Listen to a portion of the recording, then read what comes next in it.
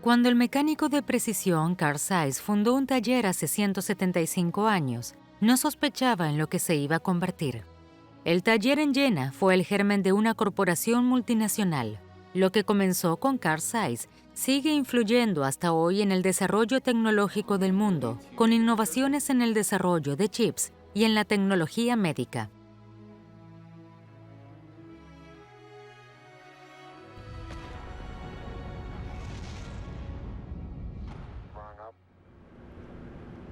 Uno de estos desarrollos revolucionarios en el campo de la microscopía tiene lugar actualmente en la Universidad de Harvard. Allí el profesor Jeff Lichtman ha descubierto que la clave para entender el cerebro está en la arquitectura, es decir, en la estructura espacial de este órgano. Sin embargo, ¿cómo se puede observar esta estructura? Como en el mundo no había aún microscopios adecuados para este fin, Lichtman ayudó a la empresa Zeiss a desarrollar uno. Como se sabe, el cerebro está formado por muchas células nerviosas que están interconectadas con una enorme red. Casi nadie comprende estas conexiones, principalmente porque son muy complejas. Hasta hace poco, aún no existían tecnologías que permitieran obtener imágenes del cerebro con esta alta resolución. Por un lado, estamos ante algo muy amplio. Por otro lado, se requiere una resolución muy alta. Los procedimientos por imágenes de alta resolución generalmente analizan áreas muy pequeñas y las técnicas de imagen que dan un campo de visión amplio tienen una resolución baja. Sin embargo, para visualizar el diagrama del circuito del cerebro, se necesitan ambas cosas, un gran área de estudio y una resolución muy alta. Y esto solo ha sido posible con las últimas tecnologías microscópicas. El resultado es un microscopio que, aunque es operado por un técnico, es completamente automático y funciona las 24 horas del día con la ayuda de 91 haces de electrones paralelos para mostrar partes del tejido cerebral de un tamaño de 1/1000ª de milímetro. Lichtman, uno de los neurocientíficos más famosos del mundo, utiliza actualmente un microscopio que tiene poco en común con el que usó Carl Zeiss. Esto ayuda a comprender enfermedades como el Parkinson y el Alzheimer. En lugar de solo la óptica, redes informáticas complejas ayudan a descubrir las estructuras más pequeñas en 3 dimensiones y a color. La historia de esta empresa mundial comienza con un simple microscopio de Carl Zeiss, y este encuentra un socio con el que congeniaba, Ernst Abbe. Carl Zeiss y Ernst Abbe tenían una visión clara, y en realidad en el campo de la óptica siempre han generado nuevas innovaciones en este punto. Incluso en el estatuto fundacional de Ernst Abbe se estableció que estos eran los ámbitos en los que la empresa debía seguir desarrollándose, y así lo ha hecho en los últimos 175 años. Y los campos siguen siendo lo bastante amplios para nosotros, la fotónica y la optrónica, para poder seguir aportando las últimas innovaciones, por eso nos mantuvimos fieles a ellos. El 17 de noviembre de 1846, el joven mecánico Carl Zeiss abre su primer taller en la calle Neugasse de la pequeña ciudad de Jena. Los comienzos de Zeiss son difíciles. Al principio se mantuvo a flote vendiendo anteojos esmerilados. En aquella época la gente simplemente no tenía los conocimientos necesarios para fabricar un buen microscopio. El resultado de estos microscopios compuestos es inicialmente arbitrario. A través de la universidad, Zeiss conoce a Ernst Abbe, un profesor de física de 26 años. Investiga y descubre cómo calibrar exactamente lentes ópticas. Con el progreso tecnológico, llegan también los beneficios. La empresa se traslada pronto a un local más grande. El fabricante de sistemas ópticos Zeiss se convierte en una empresa científica. Establece contacto con un joven químico de Witten, Otto Schott. Le convencen para que fuera a Jena en 1882 con un laboratorio construido especialmente para él. Con la nueva calidad del vidrio, Zeiss supera a todos sus competidores. Carl Zeiss fallece a finales de 1888, pero su planteamiento permanece: combinar los logros de la ingeniería con un procedimiento científico y una red de investigadores de alto nivel. El profesor Michael Kaschke marcó la trayectoria de la empresa Zeiss durante muchos años, y Zeiss lo marcó a él. Nos encontramos con él en lo alto de la sede de Zeiss en Novakochen. Aplicó de forma consecuente las ideas de Zeiss. En la actualidad, Carl Zeiss AG es una de las empresas de fotónica líderes en el mundo. Me gustaría que en Alemania hubiese muchas más interacciones de este tipo, interacciones mucho mejores y mucho más profundas entre la ciencia y los negocios. Esto solo puede beneficiar al país, y si nosotros como empresa, SAIS, podemos contribuir a ello, tanto mejor. Creo que lo que hacemos como SAIS es apreciado, pero necesitamos que muchos lo imiten. ¿Qué le diría a Carl Zeiss si hoy pudiera mostrarle su empresa al fundador? Probablemente lo traería aquí o lo llevaría a la gran obra en Jena y le preguntaría si en aquella época se podría haber imaginado las dimensiones que tomaría SAIS, en lo que se ha convertido su empresa. Pero también me gustaría preguntarle si es cierto que destrozaba a martillazos los microscopios que no cumplían con sus normas de calidad. No estoy seguro de que eso sea cierto, probablemente nunca lo sabremos, pero el mito continúa vivo. Pero la obsesión de Zeiss y Abe no es ningún mito, sino realidad. La perfección absoluta. Enfocan su atención a lo que sus clientes necesitan. Abe desarrolla un dispositivo de medición óptico tras otro. Visitan la Exposición Mundial de París para hacerse una idea de la producción internacional. La cartera de la empresa crece rápidamente.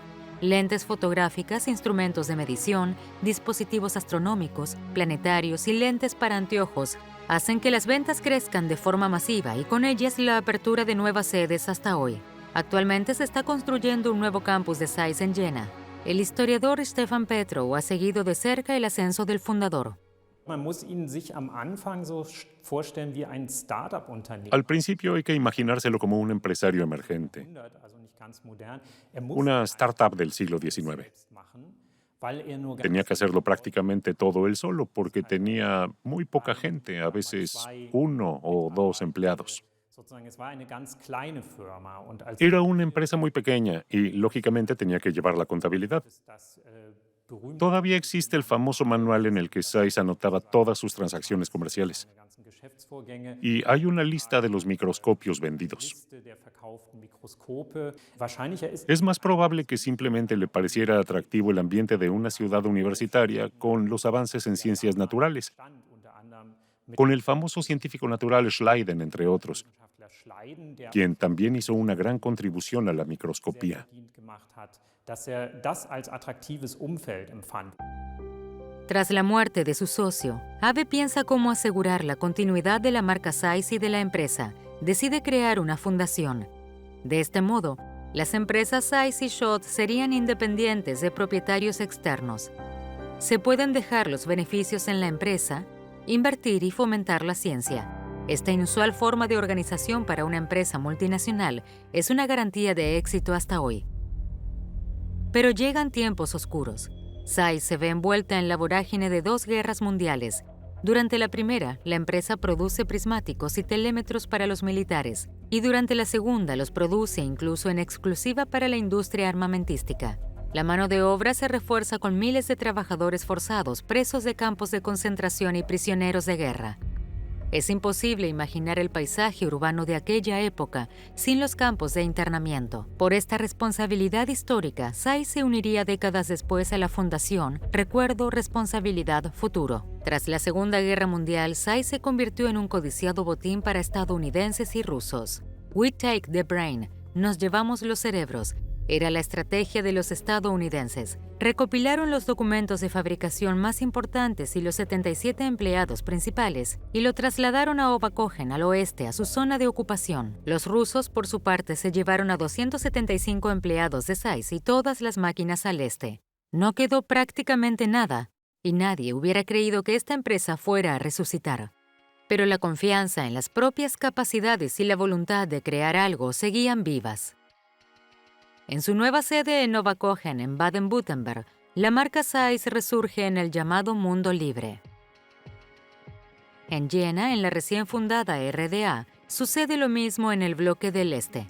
La creciente competencia entre Zeiss occidental y oriental también se refleja en la fotografía espacial. Fotografiar desde el espacio se considera inútil en ese momento porque la atmósfera terrestre no permitiría ver los detalles. En 1962, para el vuelo de la misión Mercury Atlas de la NASA, van a una tienda de fotografía en Houston y compran una cámara Hasselblad. Con un objetivo Zeiss funciona, aunque solo hasta cierto punto. De modo que Hasselblad y Zeiss intensifican sus esfuerzos y desarrollan cámaras especiales que en 1969 ofrecen imágenes impresionantes de la Luna. En 1978, el cosmonauta de la RDA, Sigmund Jähn, vuela al espacio. Ambos bloques, el occidental y el oriental, se enzarzan en una carrera espacial. Y ambos bandos están equipados con lentes Zeiss. En 1993, tras el final de la Guerra Fría, Ulrich Walter vuela con 5 astronautas estadounidenses a la Estación Espacial Internacional.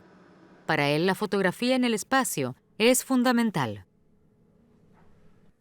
Especialmente en la NASA, cuando realizan una misión a la Luna que cuesta $50,000 millones, quieren tener lo mejor de lo mejor, tanto en lo que respecta a la cámara como a los objetivos. Por eso se eligió a Hasselblad y a Zeiss. Puedo hablar mucho sobre la belleza de nuestra Tierra en mis conferencias, pero una imagen dice más que 1000 palabras. Tras la caída del muro en 1989, ambas empresas volvieron a unirse. Zeiss-Oberkochen y la empresa Carl Zeiss en Jena reclamaban ser el sucesor legítimo del taller fundado por Zeiss en Jena. Eran 2 empresas diferentes, 2 empresas muy diferentes. Una era un gran combinado en la RDA que fabricaba instrumentos ópticos para todo el bloque del este, con una increíble gama de fabricación y alrededor de 30,000 empleados. Y la otra era una empresa mediana muy especializada en Alemania Occidental, a la que no le iba muy bien financieramente en la época de la caída del muro, entre 1989 y 1990. Y la producción en el este también estaba en mínimos. Todo el concepto de negocio se basaba en hacer mucho ellos mismos. Una estrategia que era muy lógica en las condiciones de la economía planificada, porque había escasez de bienes, por una parte, y porque intentaban comprar lo menos posible a los países occidentales. Eso dejó de tener sentido a partir de 1989 en la economía de mercado. Es decir, ambas empresas se encuentran en dificultades financieras y organizativas antes o al comienzo de esta época de transición tras la caída del muro, y la empresa mucho más pequeña de Oberkochen debía integrar una empresa mucho más grande, que tiene una alta gama de fabricación y numerosas áreas que ya no se podían mantener vivas económicamente.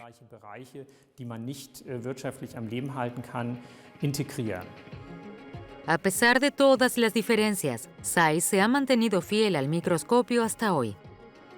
El ganador del Premio Nobel de Medicina, Robert Koch, descubridor del patógeno del cólera, fue uno de sus clientes más destacados. Desde entonces, no solo más de 30 ganadores del Premio Nobel, sino también muchos otros investigadores confían en los microscopios Zeiss. La producción comienza con un bloque de cristal de Schott, igual que entonces. A partir de él se fabrica una amplia variedad de lentes. Actualmente los microscopios ofrecen una resolución inigualable. Sus lentes muestran estructuras del tamaño de una milésima de cabello. Los microscopios ópticos con los que pueden examinarse células vivas 20 veces más rápido son estándar hoy en día. La próxima generación trabaja con rayos X, que permiten una representación no destructiva en 3D. Ernst Abbe dijo una vez que los microscopios del futuro solo tendrían en común el nombre con los de aquel momento. Y así es como seguirán evolucionando las cosas. La visión es que dentro de 10 años los microscopios serán extremadamente complejos desde el punto de vista técnico, incluso más que hoy.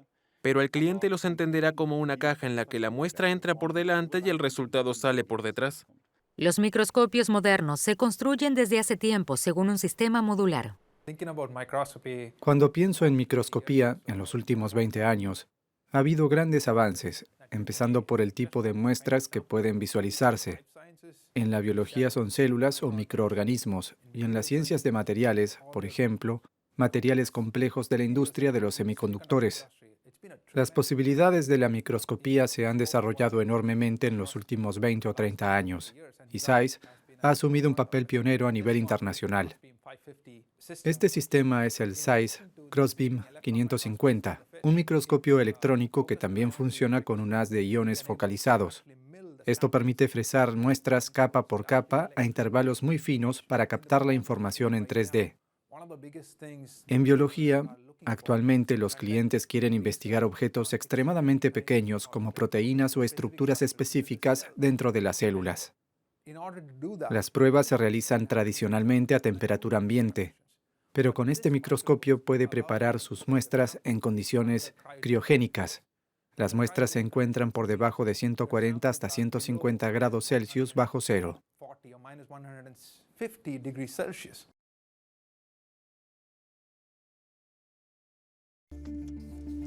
El premio Futuro Alemán 2020 es para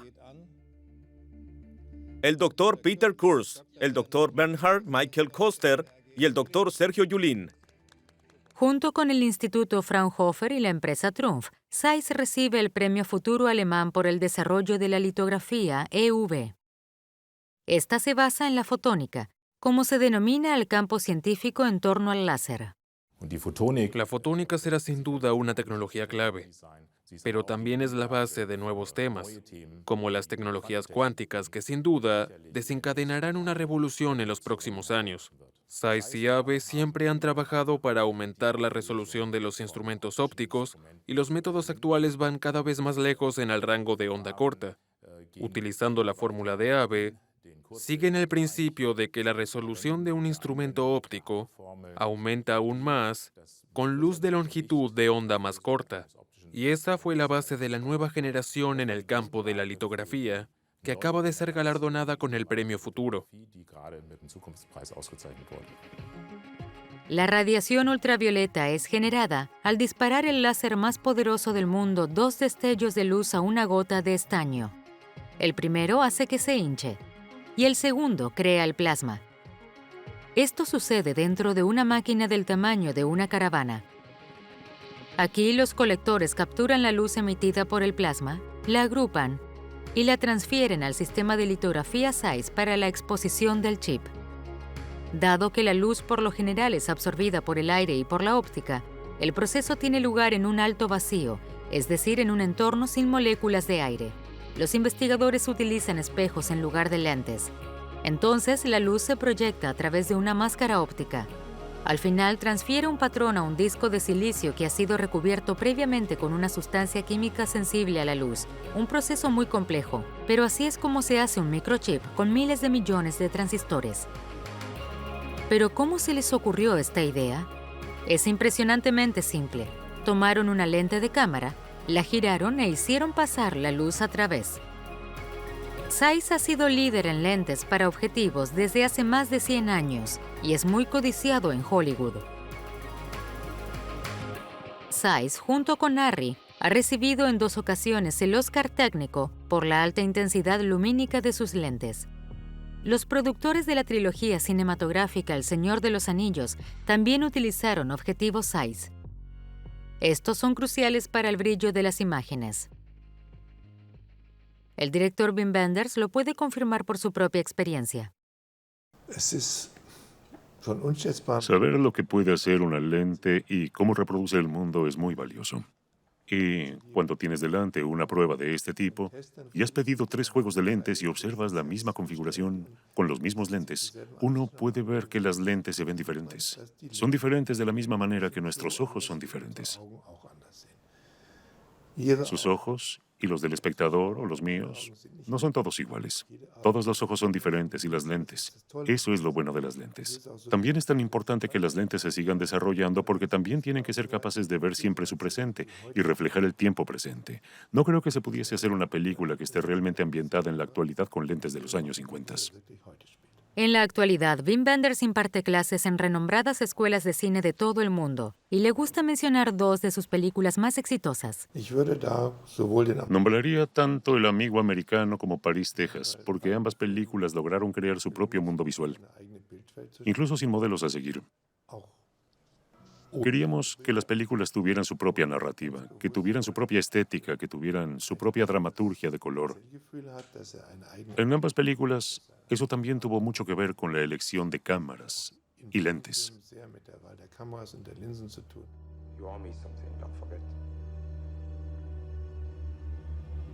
It's December 6th, 1976. Sin duda, Zeiss se habría alegrado de que su empresa se mantuviera fiel a la óptica y siguiera fabricando gafas en la actualidad. Además, se sumó la tecnología de medición. Actualmente, los procesos multisensores garantizan que se cumplan los estándares más exigentes. En la industria automotriz, no puede haber ninguna desviación si se quiere que los conductores estén contentos con cada uno de los cientos de miles de autos que salen de la cadena de montaje cada año. Pero entre otras cosas, Zeiss también es líder mundial en el mercado de microscopios quirúrgicos. También aquí la óptica es convincente. Hemos hecho posible que varios premios Nobel realicen sus experimentos por primera vez con equipos de Zeiss. Por otro lado, muchas empresas innovadoras utilizan la tecnología Zeiss. Es decir, en todos los sectores vamos a la cabeza de la investigación. También en tecnología médica, los principales neurocirujanos y cirujanos de la espalda utilizan nuestros microscopios quirúrgicos porque confían en que Zeiss es la mejor solución que tienen en el mercado para realizar operaciones de este tipo. En el caso de la terapia del cáncer, se logró con éxito la radioterapia in situ durante la operación. Los rayos X se dirigen al lugar donde se encontraba el tumor. Para esto se utiliza un adaptador esférico que encaja exactamente en el lugar donde estaba el tumor. En el caso de los tumores cerebrales, esto puede aumentar significativamente la supervivencia del paciente. A partir de las pretensiones del viejo Zeiss de crear la mejor óptica del mundo, surgió una empresa extraordinaria con 35.000 empleados en 100 sedes por todo el mundo. El tranquilo Valle del Cóger se convirtió en el Silicon Valley alemán. Tanto los gerentes como los investigadores quieren ampliar los límites de lo que es físicamente posible. Sus virtudes fundacionales siguen siendo hoy el espíritu pionero y el valor para innovar constantemente. La tataranieta de Carl Zeiss, Katrin Sievert, tiende el puente entre su antepasado y la corporación multinacional. Lógicamente me vienen a la mente características protestantes como la perseverancia, exactitud y sentido del deber. Y si te pones en marcha con estas cualidades, puedes estar seguro de que alcanzarás los objetivos propuestos. Y todos sabemos que la empresa óptica se ha convertido en líder a nivel mundial. No sé si se le puede llamar orgullo, no es un mérito personal tener un antepasado famoso, pero sí creo que es un modelo a seguir y es un estímulo. Para seguir siendo líder mundial en la tecnología óptica, Zeiss invierte más de 300 millones de euros en Jena, el lugar de su fundación. En el antiguo emplazamiento de las fábricas Schott, se construye una planta completamente nueva. El complejo de alta tecnología se caracteriza por una arquitectura en red. La estructura se divide en 2 plantas bajas integradas a la ladera de la montaña destinadas a la producción, laboratorios e infraestructuras, así como 7 módulos colocados por encima. En su nueva sede, Zeiss le da especial atención a la creación de un entorno de crecimiento atractivo y dinámico para emprendimientos jóvenes. La innovación, la investigación y el desarrollo necesitan especialistas altamente cualificados que se quieran encontrar y promover en Jena. La Fundación Carl Zeiss es una de las fundaciones científicas más importantes de Alemania. De nuevo en la Universidad de Harvard con Jeff Lichtman. El neurocientífico, un candidato firme al premio Nobel, nos brinda imágenes fascinantes del cerebro gracias a Zeiss. Observé esas células nerviosas, esas grandes burbujas de colores y entre medio todos los cables que conectan una célula con la siguiente. Y si hacemos zoom, esos cables parecen moverse. Eso es porque aquí nos movemos por el espacio, no por el tiempo. Seguimos esos cables de un punto a otro. El cerebro consiste en una gran cantidad de sinapsis. Es un diagrama increíblemente complejo. Solo se puede sospechar la maravilla que es el cerebro. La cantidad de datos es inimaginable. El cerebro está repleto de información y es muy grande. Para compararlo, el genoma humano tiene una disposición lineal de nucleótidos. que suman 1,4 gigabytes de datos. En términos de volumen de datos, el genoma humano completo equivale a 1 milímetro cúbico de tejido cerebral, y un ser humano tiene 1 millón de milímetros cúbicos de tejido cerebral. Sin embargo, un solo milímetro cúbico ya tiene alrededor de 1,4 petabytes, es decir, 1.000 terabytes, 1.400 terabytes de datos por milímetro cúbico. Así que multiplique eso y tendrá el tamaño de un cerebro humano en toda su inmensidad. Por el momento, es imposible elaborar un diagrama de circuito del cerebro humano en esta resolución. La cantidad de datos necesarios para esto es comparable a la base de datos digital completa de todo el mundo en cualquier momento dado.